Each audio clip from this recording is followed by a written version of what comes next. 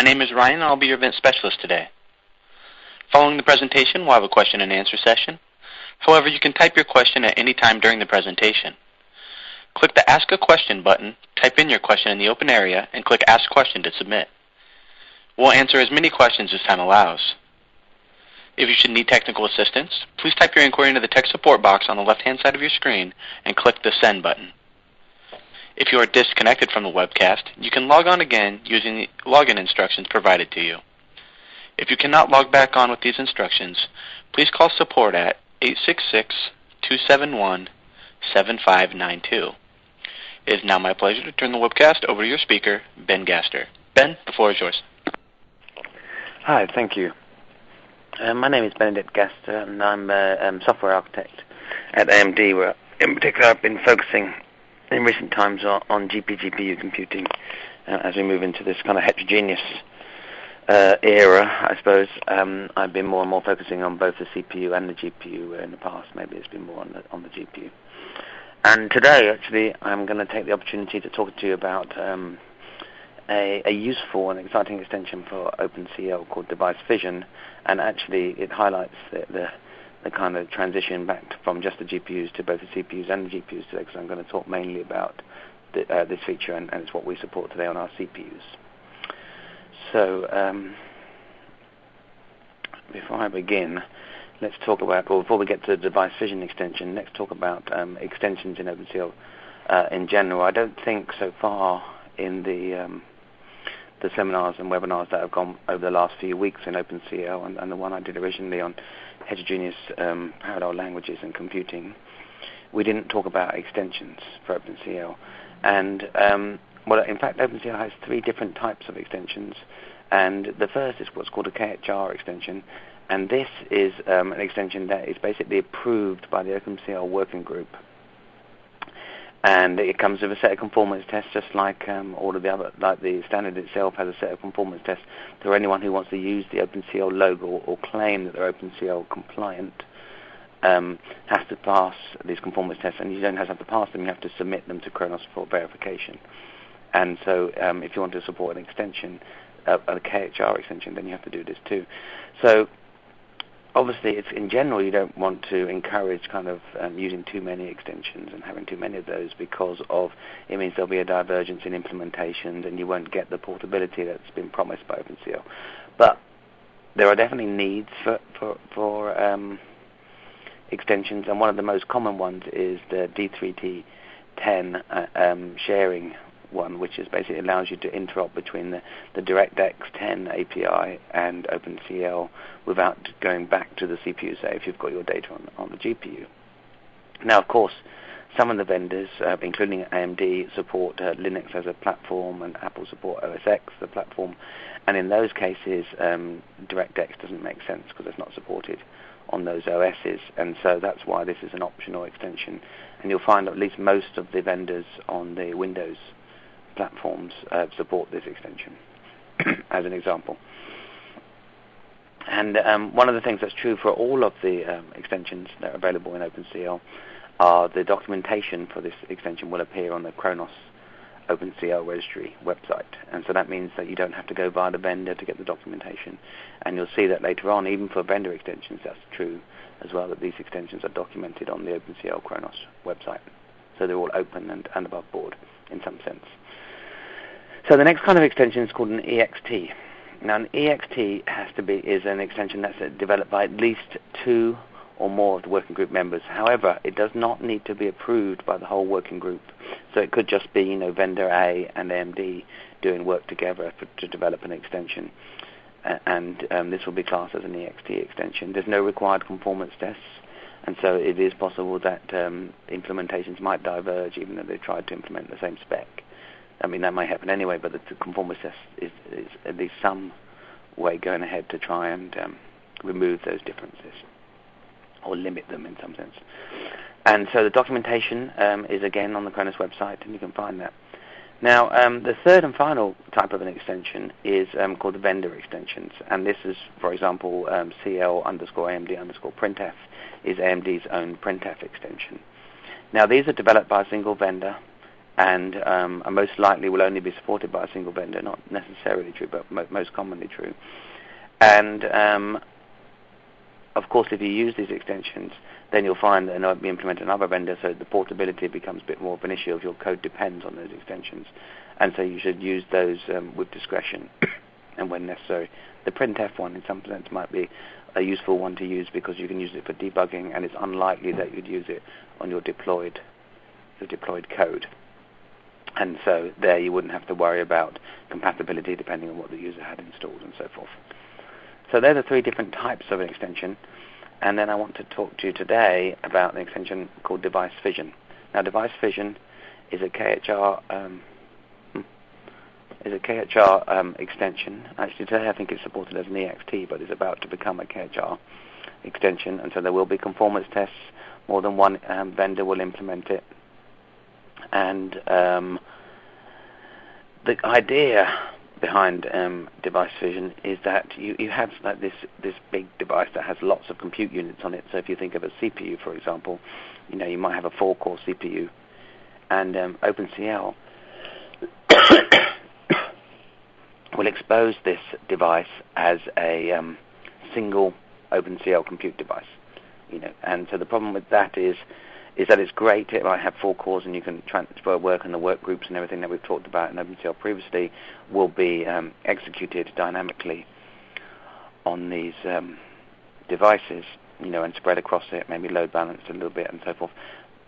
But what happens if you wanted to reserve one of those cores for doing high priority type work, or you wanted to be able to control how assignment is laid out to different cores? So say, for example, you knew that you had an SMP-based system and you wanted to make sure that you allocated some work groups, some kernel dispatches, say a group of work groups, to one CPU, that have a 4-core CPU, maybe that was sharing the same cache, so you can guarantee some sense of cache reusability and things like that. So you might have a NUMA-aware application.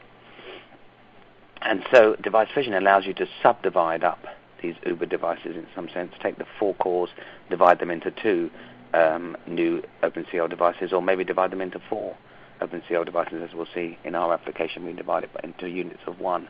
And you can divide them both up by name, so you could say, each core might be core 1, core 2, core 3, core 4, for example, and so on. You can divide them up by that.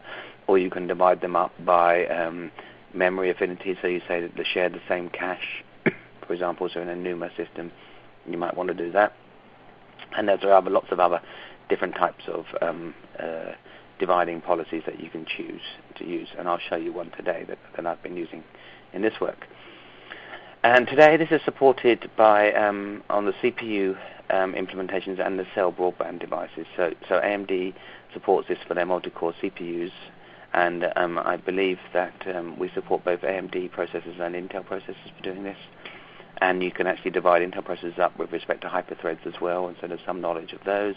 And the IBM Cell, I believe, support it on both their power cores and also on the SPUs themselves. So you can divide them up. You can split up the SPUs into 2 pairs, say, for example. And it's quite possible in the future that you can imagine this kind of extension being moved onto something like the GPU as well. But today we don't support that, but we're looking forward towards that. As I said, an EXT extension, which this actually is an EXT extension at the moment, is moving into a KHR, and that was developed, has to be developed by 2 or more working group members, and this actually was developed by AMD, Apple, IBM, and Intel. And so it gives you an idea of the kind of people that are interested in this. I suppose these are the people that all have CPUs today that can support this feature. Okay, so now I'm going to motivate you and to motivate the use of Device Fission, or one use case of Device Fission, and also give you an example of how it works. I'm going to motivate this by an example. And I always think that's a good way to motivate things, to give you a practical example to see where it can be useful. And hopefully this will give you ideas where you might want to use this in the future. So some of the work that we've been looking at in AMD is looking at parallel algorithms built on top of OpenCL. So for example, parallel for and parallel reduction. So features the kind of things you get in task-based libraries, like TBB, for example. We've also been looking at parallel containers. So, a very useful features in C++ and Java and other high-level languages is to have container types like vectors or queues and dictionaries. And of course, once you go to the parallel world, you might have a queue that originally would just have an in and out from it, but you may have multiple people reading from it. You may have an empty queue and a thread reads from it, and so you want to block on that. So you start introducing blocking and unblocking queues. And of course, parallel dictionaries and things like that. So they could be implemented as a parallel hash table, for example. Vectors are very straightforward, but the important thing about vectors is that they have operations for inserting and pushing back into a vector. And so if you take a sequential loop where you're pushing back on the back of the vector, you'd expect that operation to always appear with order as a function of the loop itself. So, for example, if you're inserting at iteration 4 and you've already pushed back 4 elements, then you'd expect that to push back at the 5th element in the resulting vector. Now, the problem comes, of course, if you parallelize this and you don't have any ordering on it, then you could quite easily insert the 5th element first, and then the first element maybe at the end, for example. And we'll see an issue with that coming up later. Now, we're going to focus on this talk on the vector pushback operation, and what we're going to try and do is retain the sequential semantics of that I just described. So when I'm at iteration 4 and I push back a value, I really want that to be the 4th or 5th value to get pushed back into the vector. However, we're going to make sure this only happens at the end of the kind of region that we're parallelizing. So inside a loop, for example, I may choose to execute this in any order, and that's a benefit because then I can hopefully accelerate it with parallelism. But at the end of the loop, I'll provide some guarantee that the ordering will look as though you then executed it sequentially. So have a look at an example of where this would actually be important in an application. So this is a kind of simplified version of an MPEG-2 stream. And in particular, if anyone's aware of this, what you normally do is you'll go through an input stream, and whenever you discover an FF, you need to do some padding. And you pad this by adding a 0 after the point where you find an FF in the input stream. And so this is very easy to write in this white box here with the pseudocode, the parallel 4 pseudocode here. We're going to have some iterator that starts at the beginning of A. A is our input set, and iterates all the way through to the end of our input set A. And it will kind of extract, it will check that it's not at the end, and then we have this little lambda expression here. This is in C#, a kind of syntax. And basically we're going to bind the value, the current value of the iteration. So we'll start at, the iteration 0, and then 1, and then 2, and 3, and so on. Bind this to V, and then inside of this little block of code, we'll simply push back the value of V into our result vector B, and then we'll check, see if it's FF. If it's FF, then we'll simply push back the value 0 into B as well. And you can see that on the CPU today, the most common way to do this, and there's a reference down here of this paper that actually shows how to do it in parallel on the GPU, but not on the CPU. And the way they implement it today is just to append it serially if it's running on the CPU. So basically, they just implement it as a simple iterative for loop. Whilst on the GPU, there's techniques using prefix sums to calculate blocks of the data into local memory, and then have a final global pass which goes through and then in order writes those blocks of memory out to the global memory into the resulting buffer B. And what we're going to talk about today is how can we do this on the CPU? Can we accelerate it in parallel in the CPU? Is there a way of mapping this into OpenCL that we can accelerate it? And so here's a little C function. This is what it looked like. We're not actually going to talk about vectors themselves. We're just going to talk about, as I described, as a simple C iteration. So you can see here we have a input array, an output array, and you can see that we have some n. N is the size of the input data, and of course, in general, if everything in the input array is FF, then we're going to write 2 times the amount of the input, because we're going to write 0, 0 we're going to write 0 behind every FF. And so we just allocate the maximum possible size, even though of course we might not actually do that in total. And then here's the simple loop that does that. No surprises really. we read in the value and we write it out. And it starts to give a hint about how we can start to do these kind of implementations in parallel, is that you can see that we need to keep 2 iteration spaces here. We keep the index into I, the input to I here, which is basically just incremented by 1 each time, and then the index into the output, which may get incremented twice, depending if there's FF in the input stream. Okay, and then you can see how this would work diagrammatically. You can see if we have this input side here, so 3 FF, FF, F2, FF, you can see that we end up with 3, we don't insert a 0, that's fine, and then we have the FF, we insert the 0, and you can see, and so on, the 0 here, and then the 0 is the last one after the last FF. So you can see that the ordering is important, because we want it to map with the input to the output. Okay, so what we do is we can take a very naive approach to doing this on the in OpenCL on the CPU, and initially, of course, just like we have in other examples, if we're going to turn our C function into a kernel or an OpenCL function that can be called from the host and executed on the device, we need to, and of course we have to mark each of our input or address space. Here we're just assuming they're in the global address space. We're not doing any fancy optimizations into local memory or anything like that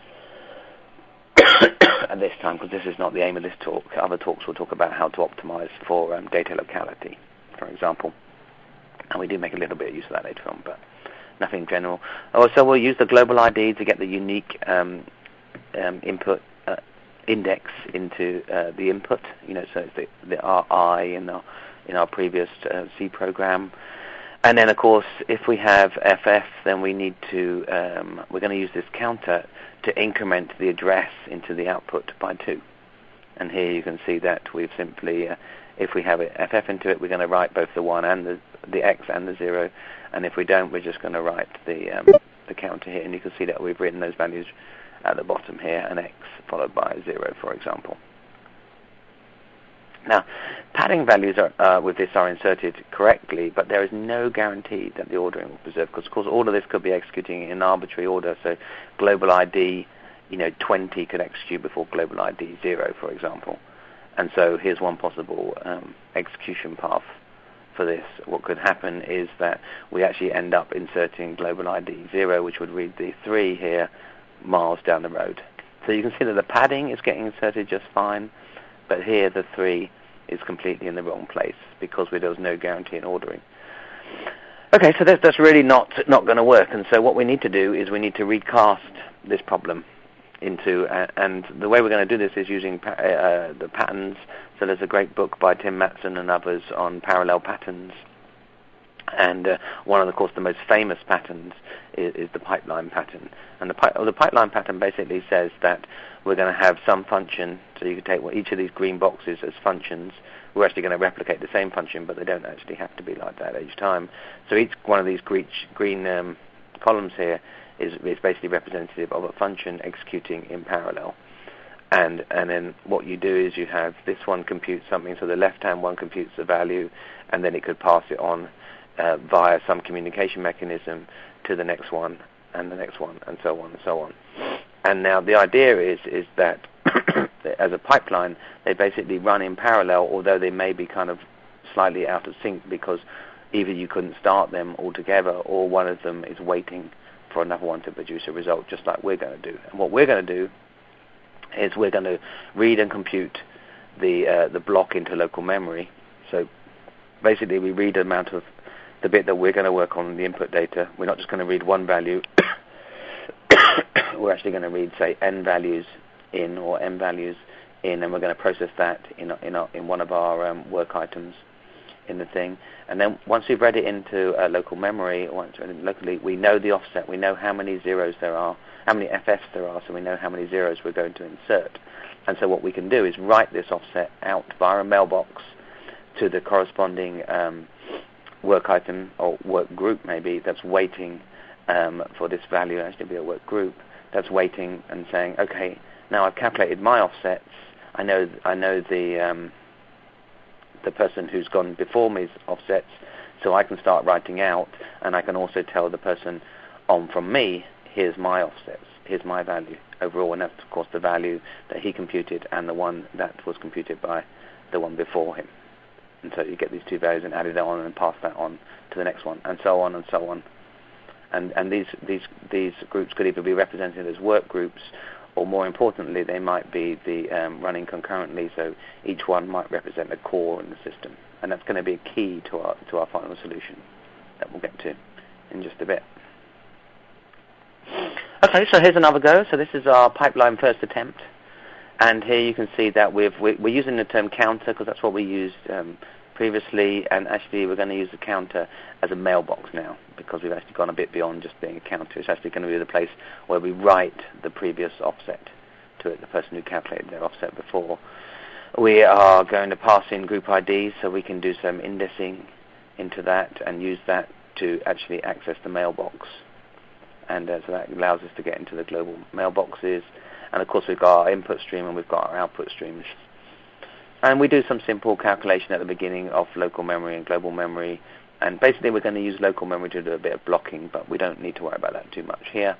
We do some simple counts. So if it's not the first group ID, then we know that our work group is actually going to have to read a value from the mailbox before it can compute one. So it's going to wait and read a value.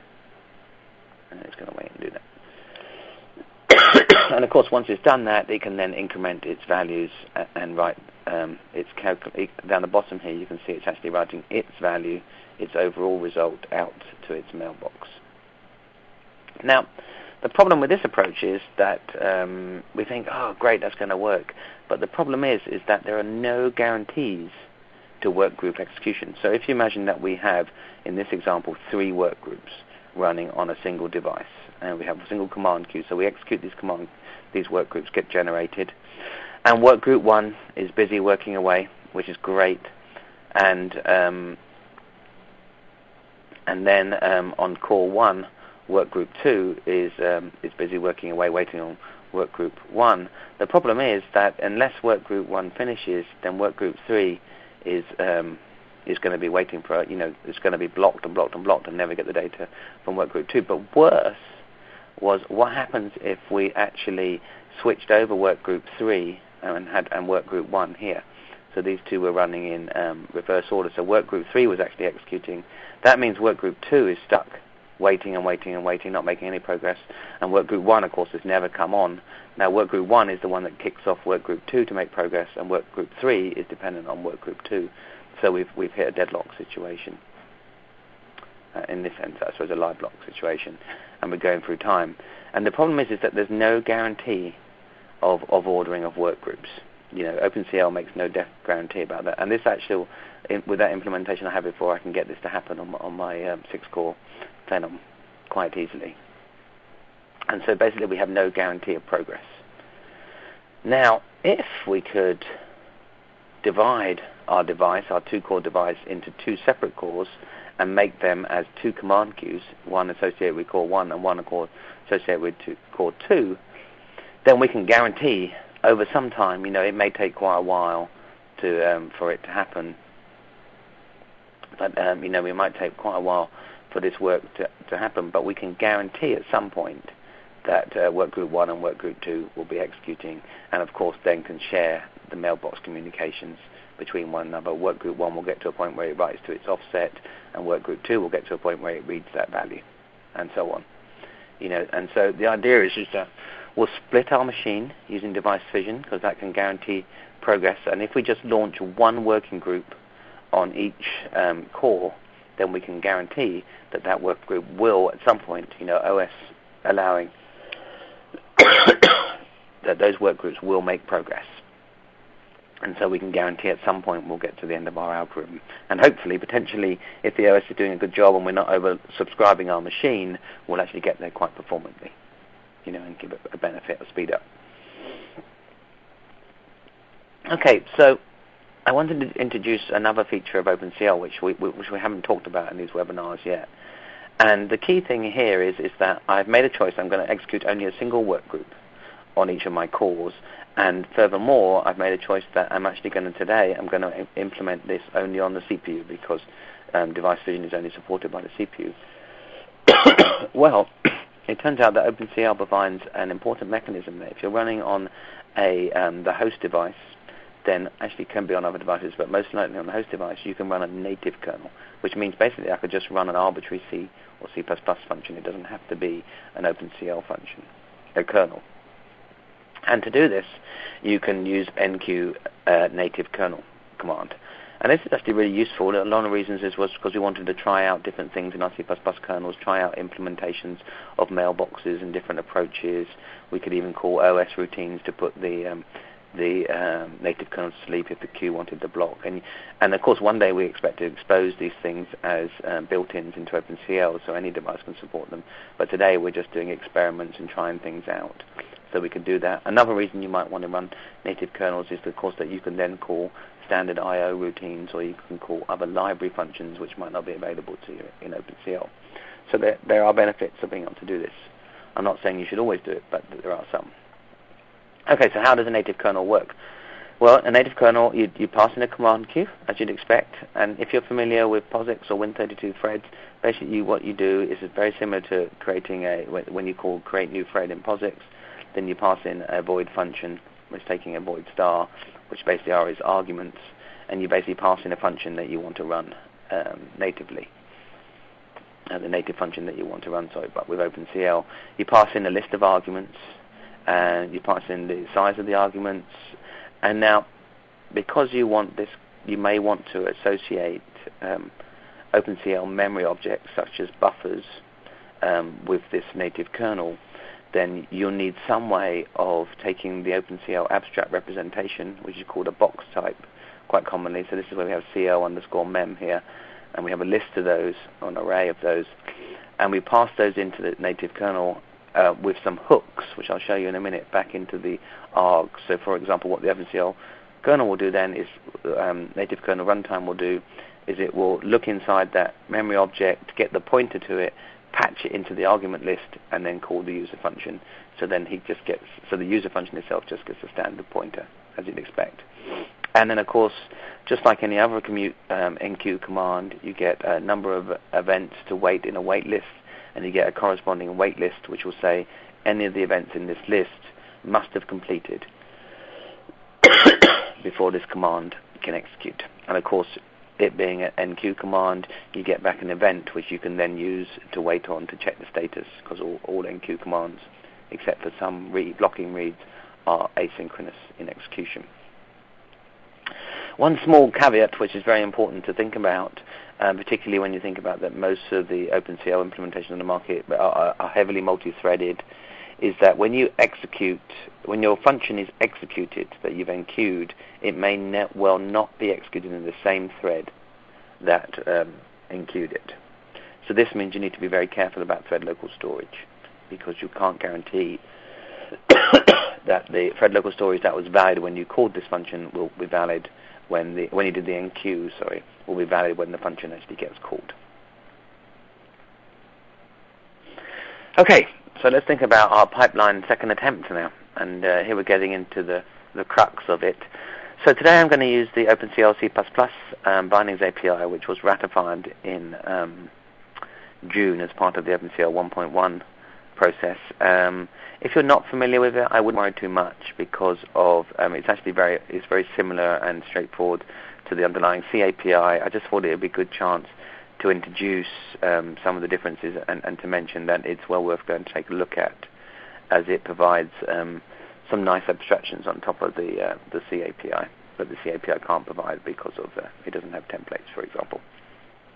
Okay, so the first thing we do, like we do in all OpenCL programs, is we query the set of platforms that are available. They could be the NVIDIA implementation, the AMD implementation, the newly released Intel implementation, could all be installed. And so you query the set of platforms, check that you've at least got one platform, and then, just for simplicity, we're gonna pick platform 0. But of course, you could iterate through and choose the platform that most meets your needs. You could of course use all of the platforms.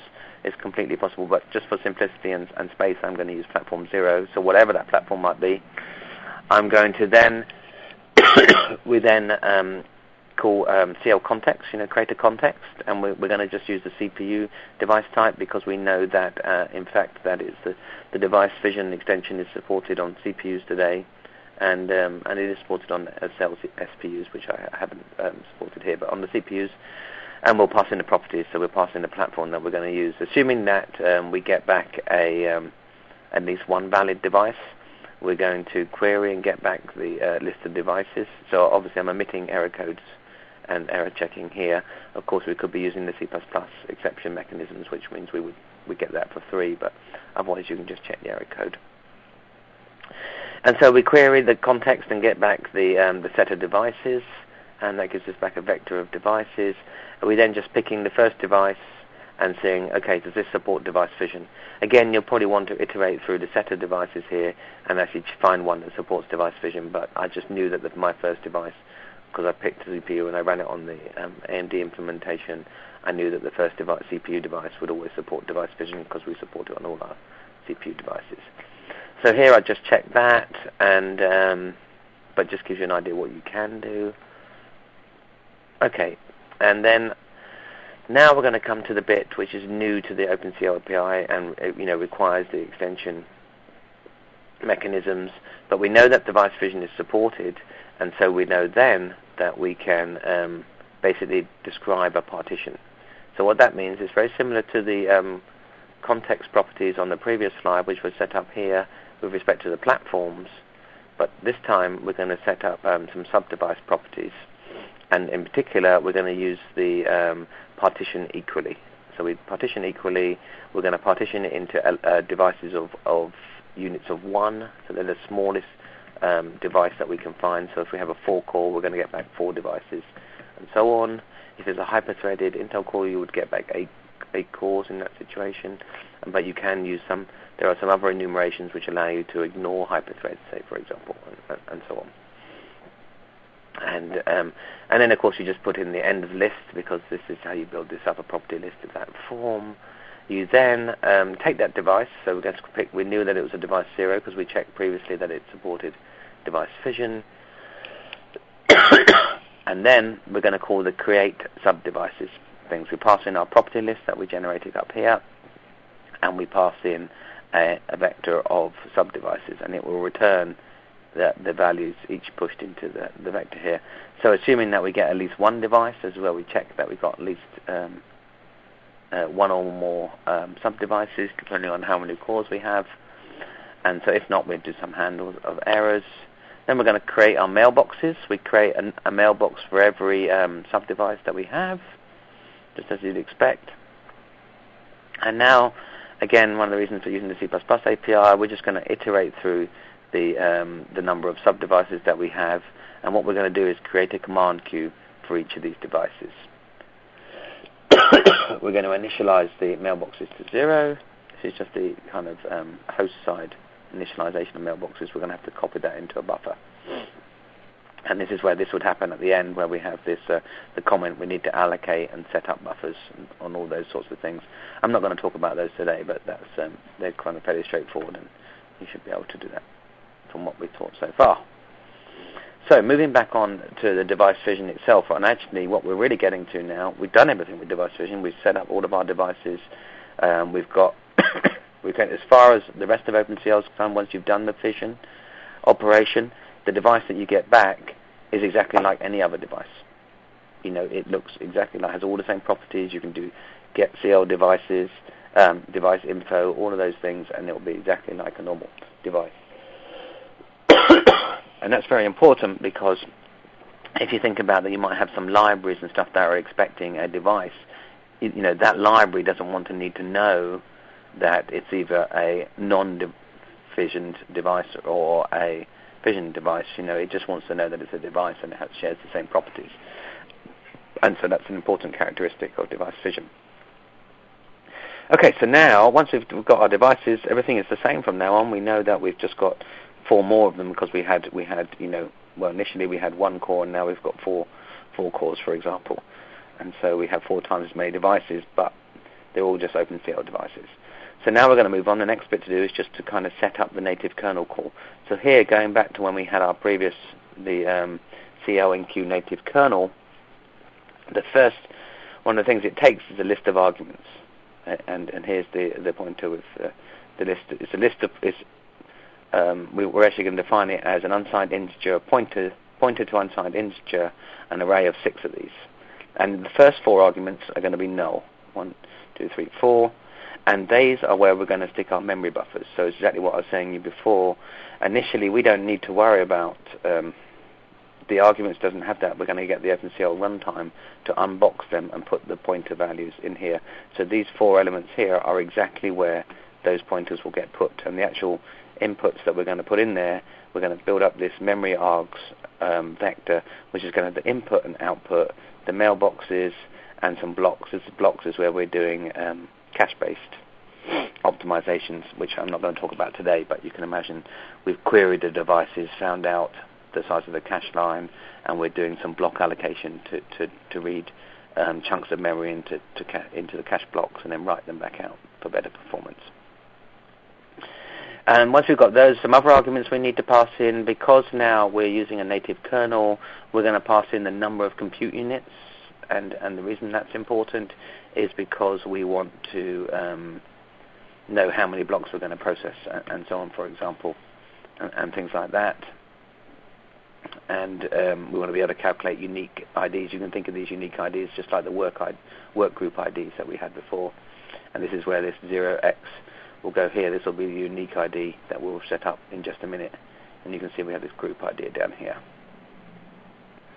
So we're going to build up a set of events, because what we want to do is asynchronously enqueue each of the kernels and then get back an event for those. And then after we've enqueued them all, they're all running asynchronously, we're going to wait for them all to complete.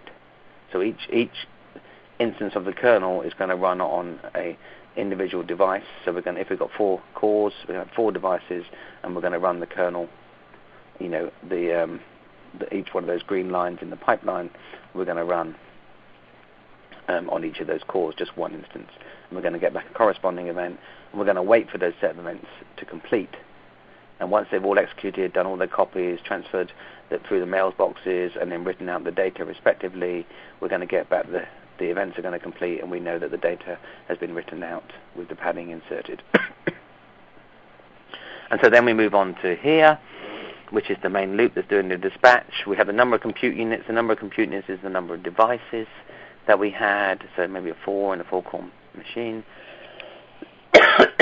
And what we're going to do is we're going to first thing we're going to do is we're going to set up argument 5 to have the group ID. The group ID is originally set to 0 and is incremented each time around the loop. And we're then going to do enqueue native kernel. And padding is our kernel that we had, but now it's just a C++ function. We do the second argument, we're going to pass in the list of arguments and the size of the argument array.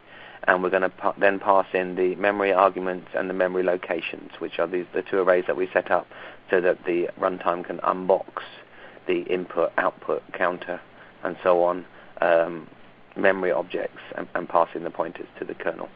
And of course, in the end, we're going to get back an event, because we want to build up a vector of events that we associate with each one of these enqueues, because after we've enqueued everything is now running asynchronously, going along. Hopefully we're making good progress, because we know that we're guaranteed to make progress, because each kernel is executing on its own core independently and not being balanced. But the OpenCL runtime is not making any choices about ordering of execution. We've made all of that explicit now. And then we can do a CL wait for events. So wait for events in the C++ runtime, and we'll get back that. And then once the event is completed, and so all the data has been padded and written back out to memory, then we know it's been completed, and those events will complete, and we move on. So finally, what does the kernel itself look like? And this is the final one. There are some optimizations which I'm going to miss out with respect to kind of blocking and caching that you can do, but they're all fairly straightforward blocking optimizations. And there are things like, we could only actually do, say, 4 blocks per iteration of the kernel, and then we could loop all the way back around, and the core 0 could start on blocks 1, 2, 3, 4, and then it can move on to, blocks 24 and so on onwards, depending. You can have it do iterations and things like that. but I'm not going to talk about any of that today because they're just simple optimizations that are not related to device vision itself. But of course, because we passed in some void star args, just like in POSIX kind of thread creation functions, you need to unpack your argument array that you've got. You know via some handshaking agreement what each of the types of the arguments really are, and so we can unbox those, and well, we can not unbox them, but we can cast them and move them back to valid types within the padding operation. Of course, C and C++ don't allow you to directly use void types, so you need to cast them back into more standard types. And here we're casting them back into int star for arguments, and so forth. And of course, the advantage of that is that we also get the type checking throughout the rest of the kernel as well. So we make sure that they're all cast to the type they're supposed to be. And here you can say with the input, output, the mailboxes, the local block arrays, block size, the group IDs, just everything you'd expect really. And then we start doing some calculations with offset times group ID times block size, for example. So we can start doing, so basically these calculations like offset from the group ID and block size, it's just the kind of calculations that you would use to get global ID and things like that within a work group. We're just doing these by hand. We pass in the values and doing the same calculations. So just the sort of things you need to index in parallel into data sets. Okay, so then we're going through the code itself. We're going to do some blocking optimizations at the top here where we're loading into local memory. But more interestingly, if we are not group 0, so we're group 1 or above, then we're actually going to check our mailbox to see if it's in a value greater than 0, and if the value's been read. If the value's been written, then we can calculate our offset and continue to move on to the rest of the loop and do the write the data back out. But of course, before we do that, because we want to do as much in parallel as possible, we read all our data in parallel. We're doing a little bit of spinning here. Of course, in practice, we might not really want to spin. We might have a mailbox which would put us to sleep after a few attempts or something like that while we're waiting. And again, that's the sort of thing that we can do in native kernels. We could have a much more fancy mailbox implementation. But I think you get the point here. We're just doing simple busy waiting. And so the first thing we're going to do, though, is because we want everything to execute as much as possible in parallel, then we're going to write out the offset that we just read plus our local block size, and we're going to write that out to the mailbox who's waiting for us, the next one along. So if we're work group or group ID 3, then we write out to group ID 3, and group ID 4 is busy waiting on it, hopefully, and gets that value, and then they can do its computation. So you can see the pipeline in action now. And again, we're having to do this serialization points because we want to guarantee the ordering of the data in the final output, but we're only making this point just here in the middle, where we're doing these group ID calculations. The rest of it can all execute in parallel. And I want to stress that even in this very simple application where we're doing, all we're doing is inserting zeros after FFs in the input stream. We can see, on a random input stream of, we can see up to 2.3, 2.4 times speed up on a full-core machine, which you think about that. As soon as you start putting in a large amount of LU operations, let's put in some nice vector operations, things like that, so we get our SSE or ABX out the back of that, then you can really start to see that with this kind of techniques, we can get really nice speed ups on the CPU. We've managed to get a 2.3, 2.4 speed up on something that has basically no LU operations, So just imagine what you can do when you have a 4 or 8 wide vectors that you're working on. So the potential is quite big. Okay, so this is the last slide now, actually. I'm coming to that, and I'll take a few questions, as we seem to be okay for time. Okay, so what I wanted to make clear here is that we presented an implementation that uses native kernels, so that was useful in itself, just showing you what you can do with native kernels. You don't need to use them with device vision. They're completely free if you want to do work on the CPU. I know people commonly use native kernels to tie into the OpenCL so they can do some sort of logging via the I/O system or the C, fprintf or whatever. We've shown how to use device fission just in one application. There are lots of other applications. One of the key other use cases for it is around NUMA-based systems, and dividing with respect to affinity. And there's another extension which I'm not sure we're going to talk about in this webinar series, but you'll see it coming. We're going to support it in our next release, and I know others are too, which is called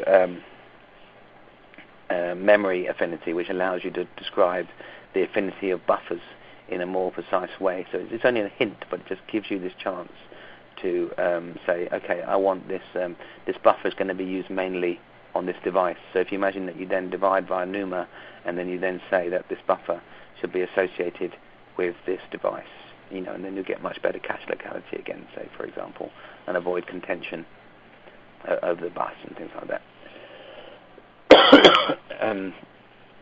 There are more fancy optimizations we can do. What we actually do in the actual implementation is we're very careful to lay out the mailboxes so they don't cause clashes over cache lines, for example, and so we don't get any negative sharing and things like that.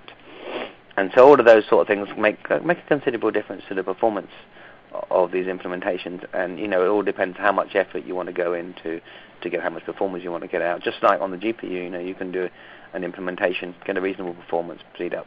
But then if you want to get a killer performance speed up, then you'll spend another week tuning it to use local memory in certain ways, avoiding bank conflicts. And the same is true for the CPU. If you do cache-aware algorithms and things like that, or cache-oblivious algorithms, and these things are designed to run efficiently in the cache hierarchies of the CPUs. And it's just as important to do that if you want to get maximum performance. We could extend the mailbox scheme to support multiple iterations. So what I mean by that, I talked about that briefly, was that what we could do is we could have core 0 do handle 2 blocks, and so on and so on. The next cores handle the next 2 blocks, and then once core 0 has done those, it could then start again doing the blocks after that, and it can actually be waiting for the mailbox to be signaled by the final one and doing a big loop back round. And so that not only do we have this waterfall pipe in the pipeline model, we actually have this loop that comes all the way back that starts the waterfall again back in the cores. So again, that can help benefit and keep things running smoothly. And if one core for some reason does get a little bit dragged off, then assuming that the mailbox has been tagged, it can then be picked up again. As I say, so the mailbox implementation are not blocked and things like that. We could do much more fancy implementations with mailboxes. But again, this is all well published and work. I don't need to go over how mailboxes are implemented, not in this OpenCL course at least. It's an interesting area of development and some Lock 3 algorithms and so forth. But they're described elsewhere. And so. Okay, and so this just gives you an idea of what this might look like with an extended version of the mailboxing systems going back around. So, finally we get to the last slide, and we're going to talk about questions and answers. So, if you want more information, then please go to the OpenCL zone on developer.amd.com, and here you can find out all sorts of things about OpenCL. There's lots of tutorials, developers' guides, and many more. There's information about the new book that's coming up from Alison Wesley on the OpenCL programming guide, and that'll be released in next year. And there's information about our up-and-coming summit that AMD are going to be having, where we'll be talking about all things heterogeneous, and that should be exciting in the new year. There is a whole thing, of course, about the webinars. All of the schedules for up-and-coming webinars, and there's quite a few more to come, and some of them more in-depth OpenCL tutorials. And then, of course, you can go back in past and find out about all of the earlier versions, and both the slides and the presentations in audio are available too, all on demand. And so go and check that out, OpenCL Zone. It's all looking very fancy. So I'll take a few questions. I'm sorry, my throat is going a little bit. I've got a cold at the moment. So I'll do the best I can to get through these questions. So someone's asking, will we support device fission on the GPU?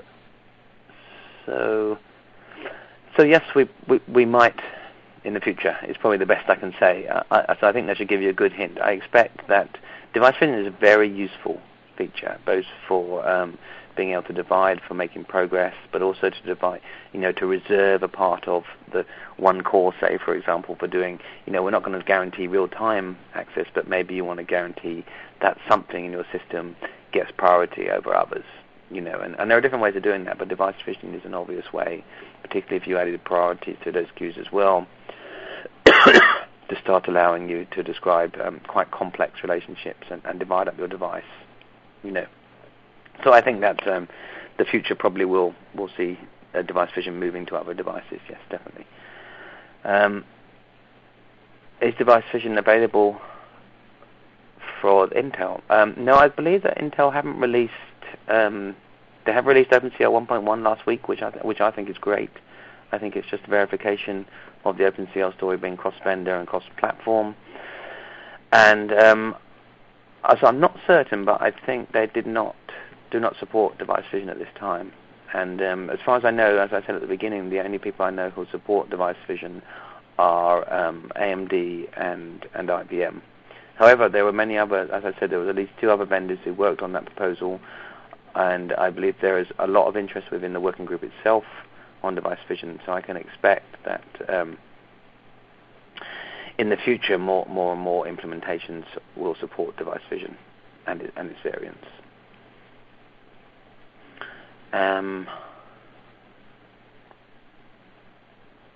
What's this question? This question is saying, will we be releasing math libraries? Okay, that's a strange question. Well, so OpenCL already has math libraries, so there are some built-in libraries and everything, Sine and Cos.